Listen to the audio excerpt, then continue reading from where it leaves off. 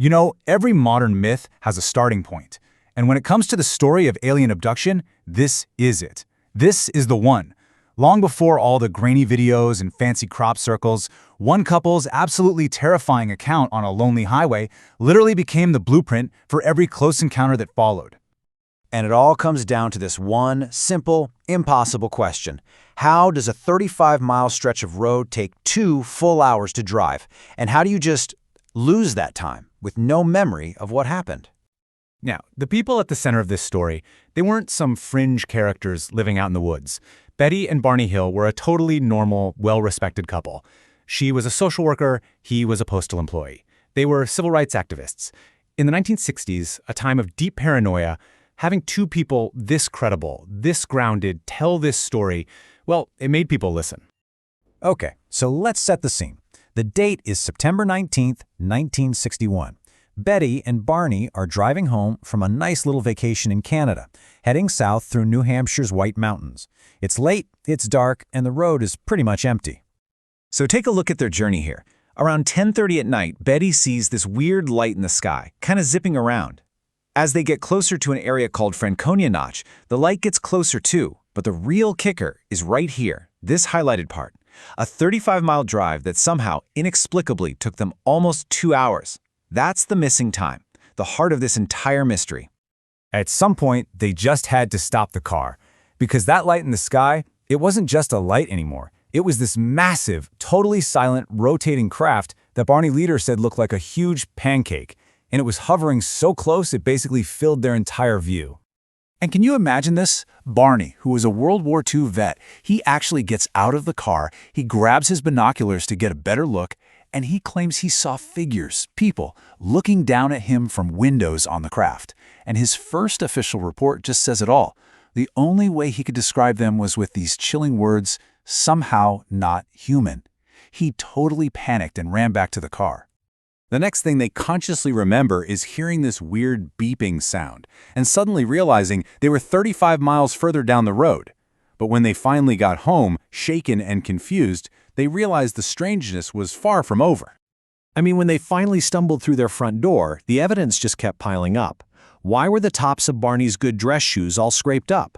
How did the leather strap on his binoculars get torn?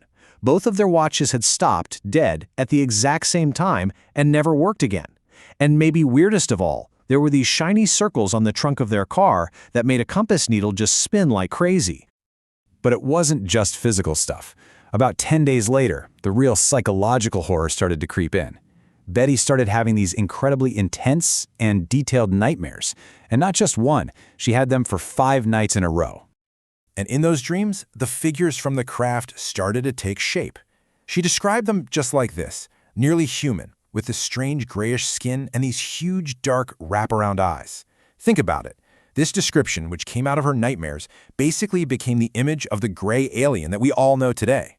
So, you've got missing time, bizarre evidence, and now terrifying nightmares. The anxiety was just crushing them. So they did what anyone would do. They went looking for help. They ended up with Dr. Benjamin Simon, a top psychiatrist in Boston, who suggested they try regressive hypnosis to see if they could recover those lost memories. And under hypnosis, wow, a completely different story starts to pour out. Consciously, Barney just remembered running back to the car and flooring it. But under hypnosis, he remembered feeling this weird compulsion to drive down a side road into the woods, where the car died and those figures came out of the woods and surrounded them. The tapes from Barney's sessions are just deeply disturbing. He relived this raw, primal terror. And he said this, that he didn't just see the eyes, he felt them. This quote right here really captures that surreal psychological horror that hypnosis supposedly brought to the surface. Now, both of them, under hypnosis, recalled being taken on board the craft for some kind of examination. But Betty's sessions produced something else, something that would become probably the most famous and the most debated piece of evidence in UFO history. She claimed that the leader of the beings actually showed her a 3-dimensional map, a map of their trade routes and where their home planet was. After the session, the doctor asked her to try and draw it from memory, and what she sketched became this famous star map. And this map, you can imagine, just set off a firestorm. On one side, you had an amateur astronomer named Marjorie Fish, who spent years building models, convinced that Betty's map perfectly matched the Zeta Reticuli star system. But then on the other side, you had famous scientists like Carl Sagan, who basically said, look, this is just a random collection of dots. You can make it look like anything you want. So for decades, this map was the smoking gun for believers. But here's the thing, the story actually has a final chapter. In the 1990s, we got much better data on star positions. And using that new, more accurate data, Marjorie Fish herself, the map's biggest champion, re-examined her own work and publicly admitted her theory was wrong. The map didn't match. Okay, so if the star map is a bust, what about the rest of the story? Skeptics started to wonder if maybe the whole explanation was a little more, well, down to earth.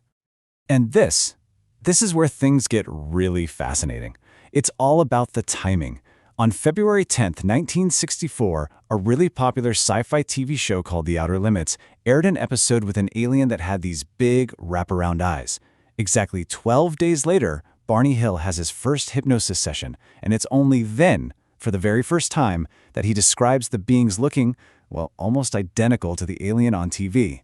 A coincidence? Maybe, but it's a pretty big one. So when you put all the pieces together, the skeptical case looks something like this. The Hills were exhausted and stressed. They saw a normal aircraft warning beacon on a mountain and, in their state, misinterpreted it as something alien. Then all the incredible details, the abduction, the examination, the aliens themselves, were actually false memories, unintentionally created during hypnosis. A mix of Betty's dreams, their shared anxiety, and images they'd soaked up from pop culture. In the end, where does that leave us? Betty and Barney Hill were by all accounts honest people who went through something deeply traumatic. But what was it? Was it a genuine encounter with beings from another world? Or was it a powerful, shared psychological event where two people under immense stress became the unwitting authors of our greatest modern myth? The real answer, like that craft they saw, remains just out of reach.